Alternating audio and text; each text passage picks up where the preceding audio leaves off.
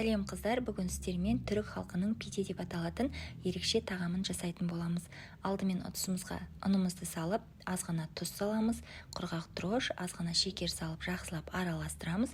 Ұнымыздың үстіне бір жұмыртқаның ақуызы, жылы сүт, жылы су құйып, жұмсақ етіп қамыр илейміз. Дайын болған қамырымыздың бетін жауып, жылы жерге шамамен 30 минутқа қалдырамыз. 30 минуттан соң қамырымыздың бетін ашып, теңдей екі бөлікке бөлеміз. Бөлінген қамырымызды тағы да 10 минутқа тындырып қоямыз. Содан соң азғана ұн сеуіп, қамырымызды жаямыз. Орташа қалыңдықта жаямыз, өте жұқа қылып жаюдың қажеті жоқ. Қамырды осы видеода көрсетілгендей сопақша тәрізде жайып аламыз.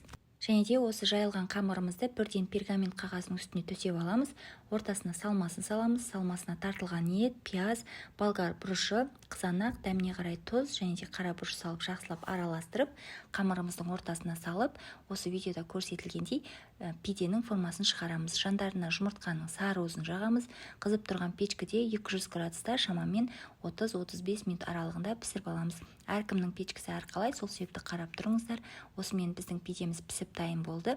Өте жұмсақ және де дәмді болып шығады. Барлық граммдарын осы видеоның астына жазып қалдырамын. Егер рецепт ұнаған болса, пайдалы болған болса, видеоға лайк басып, рецепті сақтап алып жасап көріңіздер. Ас болсын.